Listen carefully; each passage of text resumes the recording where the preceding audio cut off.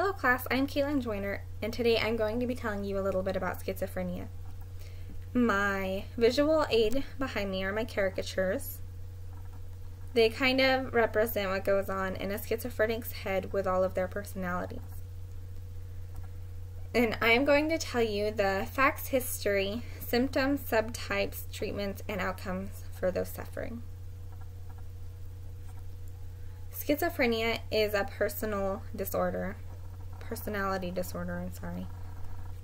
It is an imbalance of dopamine and serotonin.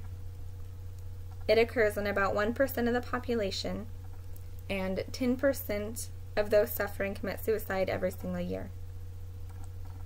It seems to be mostly genetic. In the past, we tried to treat it with induced fever therapy, electroshock therapy, and special diets to try and balance their chemicals. So there are positive symptoms, negative symptoms, and cognitive symptoms. The positive symptoms include hallucinations, delusions, bizarre or illogical beliefs, paranoia, thought blocking, agitated body movements. The negative symptoms include no emotions, not talking, unhappiness, monotoned voice, and no personal hygiene. Cognitive symptoms include inability to understand or process information, difficulty focusing, and the inability to use learned information. There are 5 subtypes: paranoid, disorganized, catatonic, indifferentiated, and residual schizophrenia. Paranoid schizophrenia is the most functional.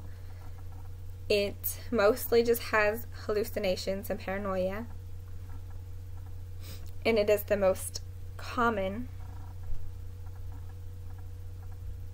and stress seems to make the symptoms worse. Disorganized schizophrenia includes disorganized speech and behavior, lack of emotions or expressions. They jump from topic to topic. They make up words which are called neologisms, which ironically sounds like a neologism. They also have disorganized thoughts and thought blocking. They are very antisocial, and they cannot live alone because they're so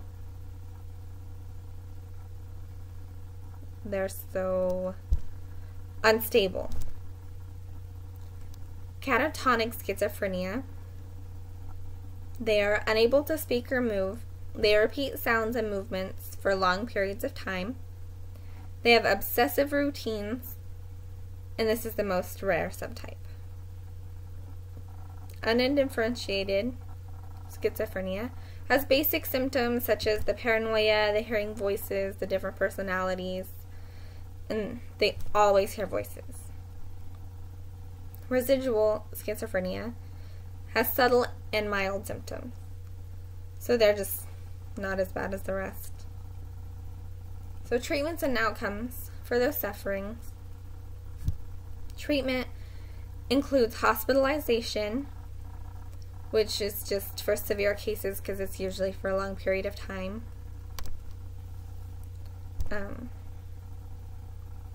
There's therapy, there's medication.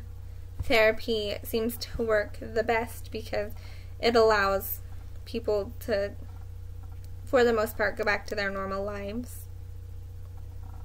And medication does the same thing when taken for a long period of time. There are different coping methods. There's ways to try and control the symptoms.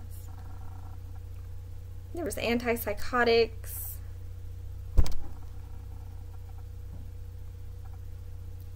And unfortunately, there's no cure.